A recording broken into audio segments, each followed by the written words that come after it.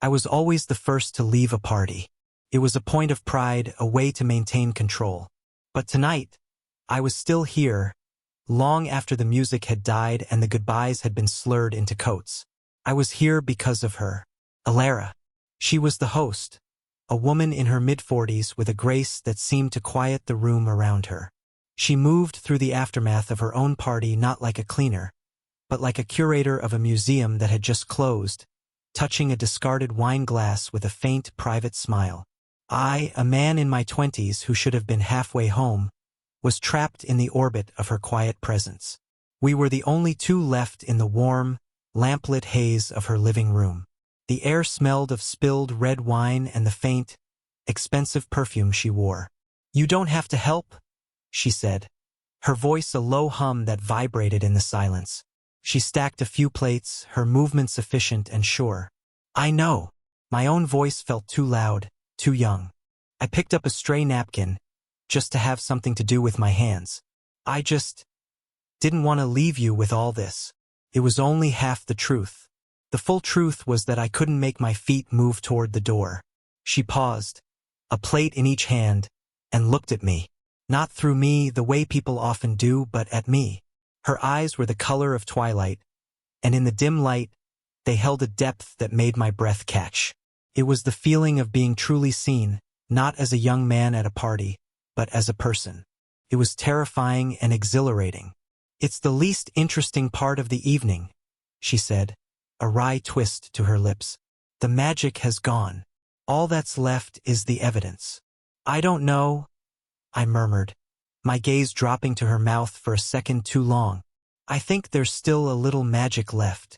The words hung between us, a reckless, tangible thing. A slow flush crept up her neck, but she didn't look away. Instead, she took a step closer to take the napkin from my hand. Her fingers brushed against mine. It wasn't an accident. It was a whisper of contact, a deliberate, fleeting touch that sent a jolt straight up my arm. Her skin was warm. For a moment, the only sound was the soft hum of the refrigerator from the kitchen and the frantic drumming of my own heart. The space between our bodies felt charged, like the air before a storm. I could see the fine lines at the corners of her eyes, the subtle pulse at the base of her throat. She was so close I could feel the warmth radiating from her. Her eyes searched mine, and in them, I saw a reflection of my own longing, mixed with a wariness that came from a place of experience I couldn't possibly know. "I should," she started, her voice barely a whisper, the sentence trailing off into the thick, silent air between us. And that's when the timer on the kitchen lights clicked off, plunging the room into near darkness, leaving only the pale moonlight filtering through the window, illuminating the two of us, frozen and breathless in the sudden, intimate dark. The sudden darkness was a physical shock. It lasted only 3 heartbeats before she found the wall switch, but in that brief void, every sense heightened. I could smell her perfume more clearly, hear the soft intake of her breath. The main lights stayed off. She'd only turned on a small, amber lamp in the corner, carving out a more intimate pool of light in the vast room. "The auto-timer," she explained, a slight, self-conscious laugh escaping her. "A failed attempt at being energy efficient." "I like it better," I said, and it was the truest thing I'd said all night. We resumed cleaning, the rhythm changed, slower, more deliberate. I was wiping down a table when she came up behind me to reach for a glass. The space between her body and my back was negligible, a current of warm air. I went completely still. "My ex-husband," she said quietly, as if continuing a conversation we'd already started. "He hated hosting, said it was a performance." She placed the glass in the sink with a soft clink. "He was right, of course. It is. You just hope someone sees the real person behind the act." The confession hung in the air, raw and unvarnished. This was the vulnerability beneath the confidence. This was why the attraction felt so risky, not just the years between us, but the scars they contained. She was a story I hadn't earned the right to read. I turned to face her, leaning back against the table. "And what does the real person want?" She looked down, tracing the pattern on the countertop with her finger. "After the performance?" silence that doesn't feel lonely. Our eyes met again, and the understanding that passed between us was a live wire. I could see the hesitation in her, the internal calculation of cost versus connection. I knew my own fears, of being seen as a boy, a fleeting distraction, not a man who could understand the quiet complexities of her life. My hand, resting on the table beside me, twitched, an involuntary movement. Her gaze dropped to it, then back to my face. Slowly, as if moving through water, she reached out and covered my hand with hers. It wasn't a brush this time. It was a placement. Her palm was warm, her touch firm, a deliberate anchor in the quiet room. Her breath brushed against my cheek, a soft exhalation I felt more than heard.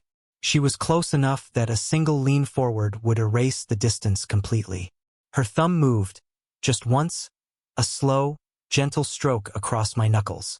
It was a question and an answer, a confession and a promise, all in one silent, electric touch. The world outside the lamplight ceased to exist. There was only the weight of her hand on mine, and the unspoken thing blooming, terrifying and beautiful, in the space between us. The sharp buzz of the doorbell was like a gunshot in the quiet room. Her hand flew off mine as if burned. The spell shattered.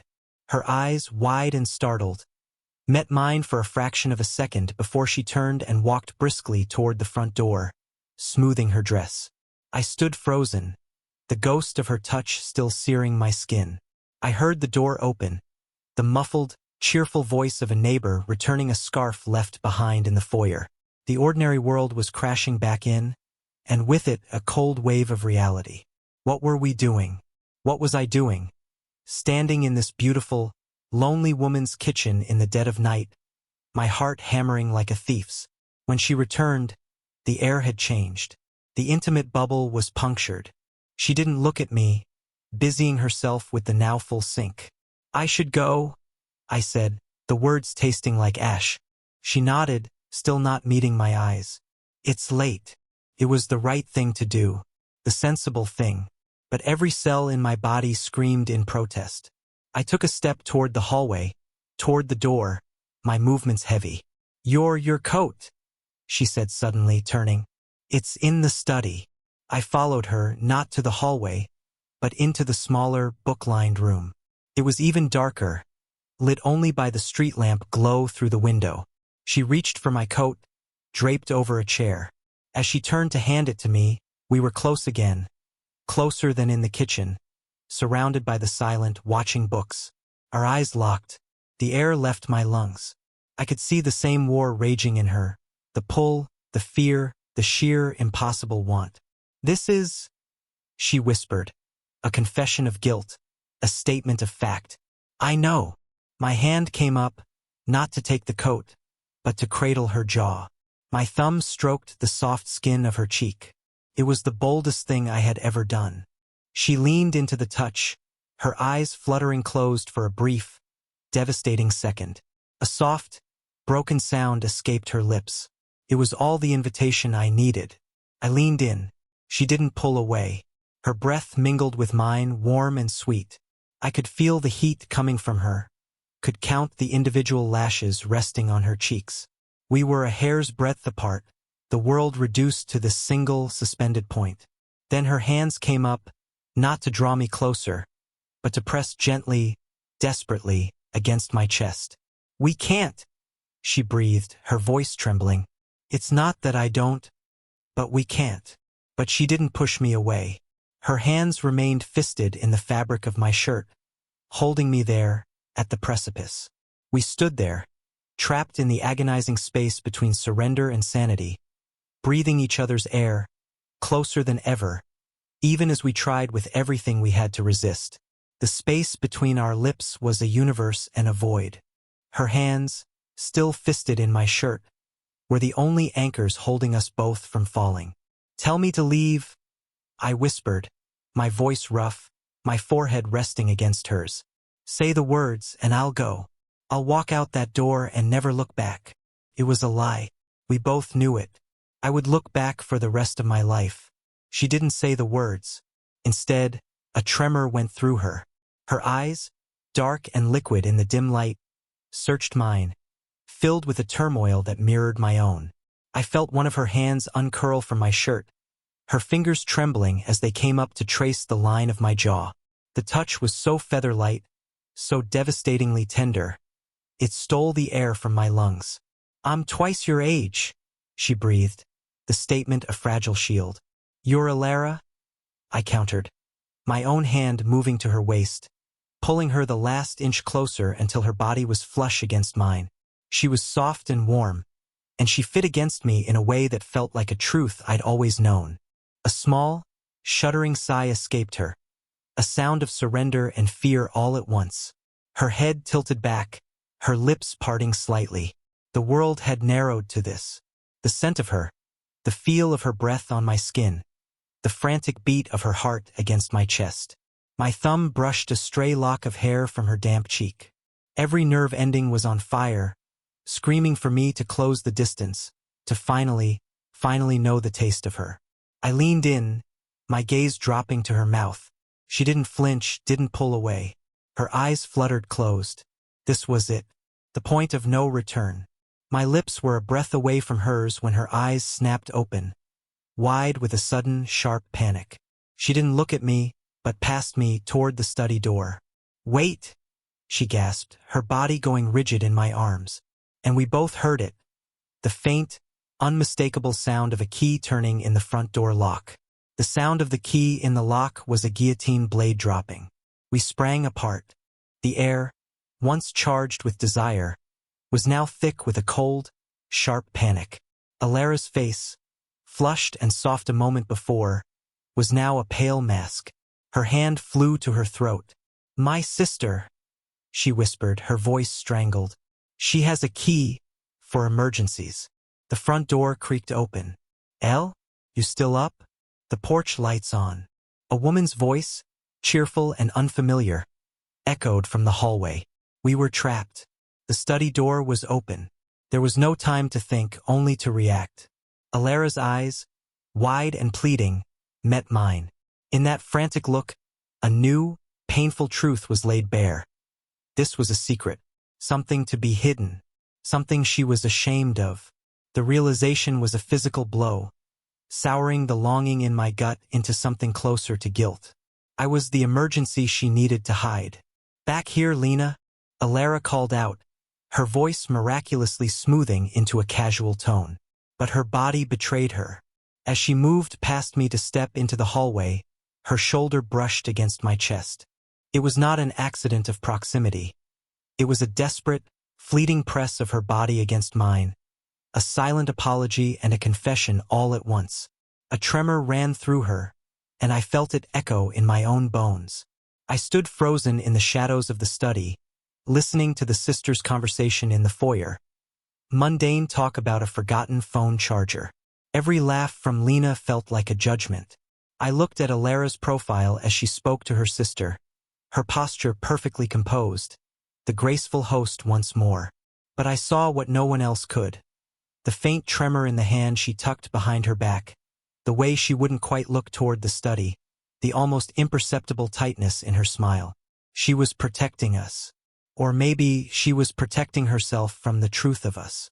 The distinction felt razor-sharp and painful. Lena left with a breezy goodbye, the front door clicking shut, leaving a silence more deafening than before. Elara didn't move from the foyer. I stepped out of the study. We stared at each other across the dim space, the air between us now fractured. The heat was still there, a banked fire, but it was tangled with a new, raw fear. "I see," I said quietly, the words hanging in the air.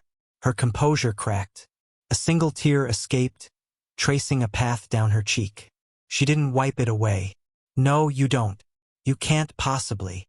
Then she crossed the room, not away from me, but toward me. She stopped just inches away, her chest rising and falling with ragged breaths. She was choosing the risk. She was choosing the mess. "Now," she whispered, her voice raw with a terrifying mix of fear and resolve. "Before I lose my nerve. Kiss me." The command was a whisper, but it hit me with the force of a shout. Kiss me. It wasn't an invitation. It was a challenge, a surrender, a last, desperate stand against the world that was already at the door. Her tear was a silver track in the moonlight, a testament to the cost of this choice. For a heartbeat, I did nothing. I let the silence stretch, let her feel the weight of her own words, let the fear in her eyes deepen. I wanted her to understand that this wasn't a game, that I wasn't a boy who would simply take what was offered. Then I closed the distance. My hand came up, not to pull her to me, but to cradle the back of her head, my fingers tangling in the soft silk of her hair. My thumb gently wiped the tear from her cheek. Her eyes fluttered shut at the touch, a soft, broken sigh escaping her lips. "Look at me," I murmured, my voice low, a vibration in the small space between us. She opened her eyes, and in their twilight depths, I saw everything. The fear, the longing, the shame of being seen in her raw need, and the fierce, defiant courage it took to stand there and ask for what she wanted. I didn't crush my mouth to hers. I bent my head slowly, giving her every chance to pull away, to rebuild the walls, to be sensible. She didn't. Her breath hitched, her lips parting in a silent gasp just as mine finally, gently, covered them. It was not a frantic collision, but a slow, deep, melting together. A confirmation. Her hands came up to clutch at my shoulders, her grip tight, as if I were the only solid thing in a spinning world.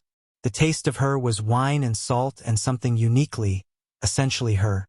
It was a feeling of coming home to a place I'd never known I belonged. The kiss deepened, not with frantic passion, but with a profound, aching tenderness.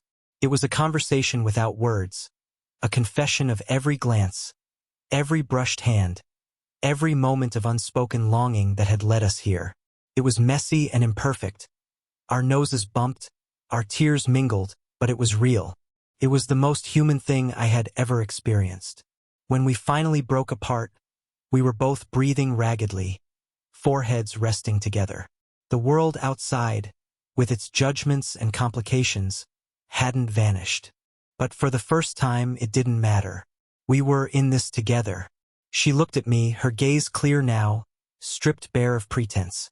"Oh," she breathed, the single word holding a universe of understanding. I knew what she meant. So this is what it was. This is what it is. We now understood each other fully. The choice had been made. There was no going back. We didn't speak. Words had failed us all night, and now, finally, they were unnecessary. The space between us, once a chasm of doubt and fear, had simply vanished. I took her hand, our fingers threading together as if they'd been made to fit. Her grip was firm, sure. She led me from the foyer, past the ghost of the party and the lingering scent of her sister's interruption, and into the quiet sanctuary of the living room. We didn't turn on any more lights. We sank onto the soft cushions of the sofa, the moon our only lamp. She leaned into me, her head finding a resting place in the hollow of my shoulder. I felt the solid, real weight of her, the slow, steadying rhythm of her breath against my neck. My arm curled around her, my hand splaying against the warmth of her back. I pressed my lips to her forehead, not a kiss of passion, but one of promise. A seal on the quiet understanding between us. The age gap, the whispers of the world, the ghost of her past. They were still there, but they were no longer walls. They were just part of the landscape, something we would navigate together. The fear had been burned away in the raw, tender honesty of that first kiss, leaving behind a profound and quiet certainty. "I'm not going anywhere," I whispered into her hair. She didn't reply with words. Instead, she tilted her head up, her eyes searching mine in the dim light. Then she smiled. It was a small, weary, breathtakingly beautiful smile that reached all the way to her eyes, erasing the last traces of tension from her face. She shifted, curling herself more completely against me, and let out a long, contented sigh. We sat like that for a long time, wrapped in the silence and the moonlight, two souls who had tried to leave, but had instead found their way home. The door was still there, but neither of us was looking at it anymore. We were exactly where we were meant to be. Did you enjoy the story? What kind of stories would you like to hear next?